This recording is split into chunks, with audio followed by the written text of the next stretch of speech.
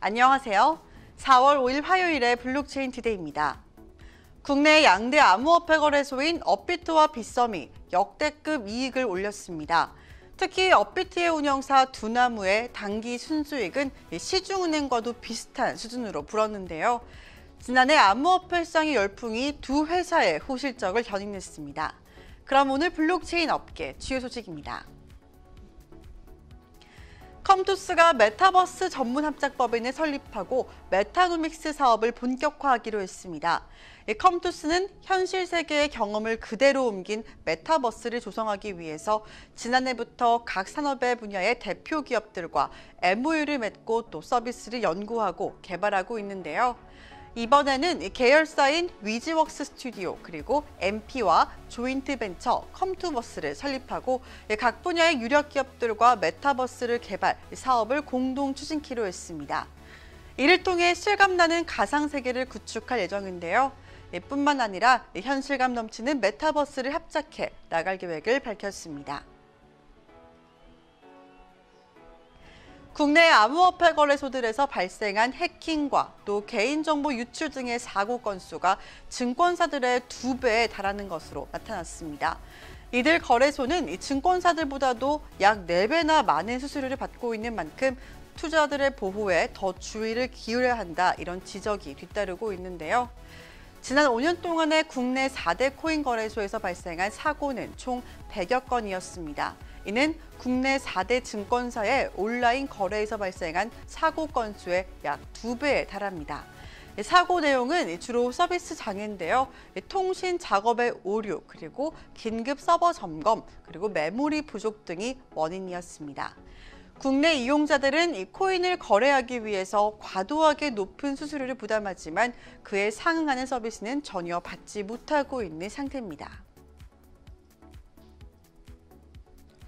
암호화폐 거래소 코빗이 발간한 보고서에 따르면 이 암호화폐 적립식 투자가 높은 수익률을 올린 것으로 나타났습니다. 이 코빗의 리서치 센터는 투자 전략에 따라서 네 그룹을 나누고 2012년부터 2021년까지의 수익률 데이터를 추적했는데요. 투자자 A는 매년 비트코인의 가격이 최저일 때 비트코인을 $1,200씩 10년간 매수를 해봤고, 또 투자자 B는 시장의 추이와 무관하게 매월 1일에 비트코인을 $100씩 10년간 매수했습니다. 투자자 C는 비트코인의 검색량이 가장 많을 때 비트코인을 분할 매수했고, 투자자 D는 같은 기간에 현금을 그대로 보유하고 수익률 2%로 가정했습니다. 그 결과 투자자 A의 수익률이 가장 높았는데요. 이어 투자자 B 그리고 C 순으로 높았습니다. 이에 대해 코빗 측은 투자자 A 집단군의 수익률과 샤프 비율이 제일 높게 나왔지만 현실적으로는 2위를 차지한 B 집단군의 DCA 전략이 가장 효과적이었다고 분석했습니다. 이 변동성이 큰 자산일수록 잘못된 투자 판단의 가능성이 높기 때문에 이 암호화폐에서는 DCA의 장점이 더욱더 부각된다고 설명했습니다. 최근 국내 암호화폐 거래량이 급격하게 늘었습니다. 일부 알트코인들은 거래 대금이 전월 대비해서 1000% 이상 급등하기도 했는데요. 이 업계에서는 이를 두고 3월 말부터 시행됐던 트래블룰의 영향으로 보고 있습니다.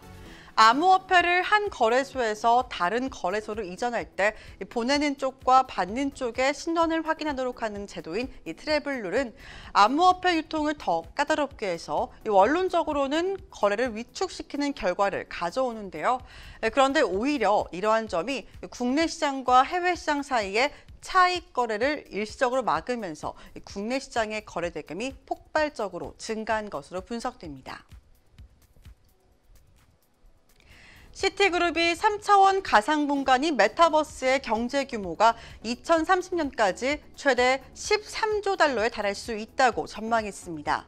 시티그룹은 보고서를 통해서 8년 뒤에 이 메타버스의 사용자 수가 50억 명에 이르고 이 전체 시장의 규모는 최소 8조 달러에서 최대 13조 달러로 커질 것으로 봤는데요. 다만 메타버스 세계가 이처럼 성장하기 위해서는 온라인 컴퓨팅 효율성이 가장 상향해야 되고 또 이 상당한 수준의 네트워크 인프라 투자가 이뤄져야 한다고 전제했습니다. 이 시티그룹은 현재 메타버스를 체험하는 가장 인기 있는 방법은 가상현실의 헤드셋 기기를 착용해서 이 비디오 게임을 하는 수준인데, 그런데 메타버스가 블록체인 기술에 기반의 탈중앙화 인터넷인 웹3가 되는 방향으로 발전하고 있다고 전망했습니다. 국제결제은행이 스위스 바젤 본부에서 CBDC를 주제로 회의를 실시합니다. 이 회의는 이 안전한 디파이는 과연 CBDC를 필요로 하는가를 주제로 하는데요. 이 디파이 산업의 개발의 현황과 또 미래의 전망, 결제 자산으로서의 스테이블 코인, CBDC의 개선 모델의 사용 가능성 등의 내용을 다룰 예정입니다.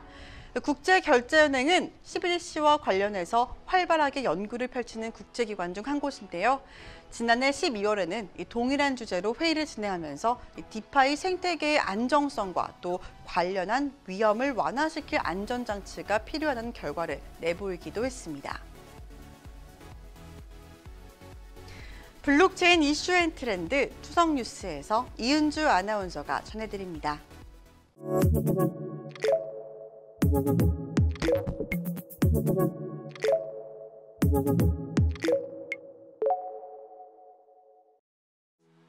블록체인 업계 화제의 뉴스를 초성으로 알아보는 초성 뉴스 시간입니다. 최근 우리 업계에는 어떤 소식들이 있었는지 함께 확인해 볼까요? 첫 번째 초성입니다. 이응 디귿인데요.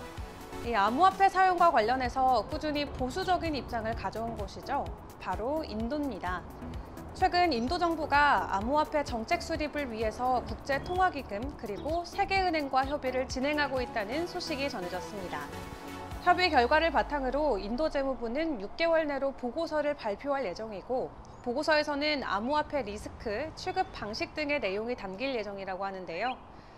앞서 인도 재무장관은 정부가 암호화폐를 어떻게 규제할지 또는 금지할지 결정하지 못했다고 밝힌 바 있었죠. 하지만 이번 기회를 계기로 인도 정부도 이제 본격적으로 암호화폐 정책을 수립하고 제도권으로 들여오려는 움직임을 보여주는 것 같네요. 다음 추성입니다. 이응, 피읍, 리을, 키읔입니다. 이 암호화폐 시가총액이 10% 상승할 때마다 이곳에서의 영세기업 가치는 되려 하락하게 된다는 전망이 나왔습니다. 바로 아프리카인데요.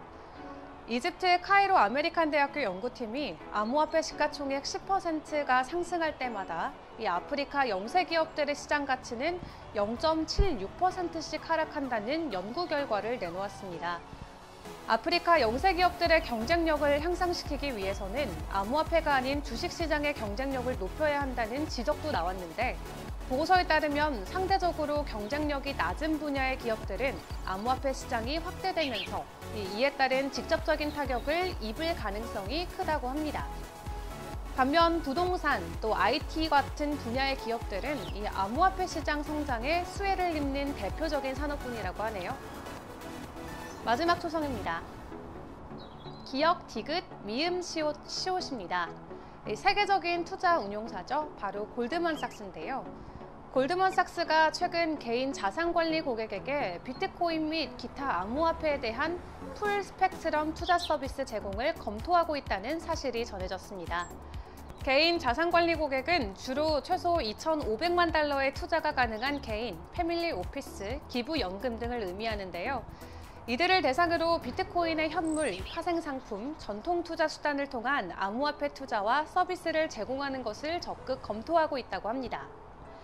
암호화폐가 인플레이션에 대한 해지 수단으로 인식되고 투자자들의 암호화폐 선호도가 높아져만 가는 만큼 이 고객 입맛에 맞는 새로운 투자군을 선보이겠다는 건데 골드만삭스가 암호화폐를 지원하게 되면 우리 시장에도 긍정적인 선례로 남게 되겠네요. 지금까지 초성 뉴스 이은주였습니다.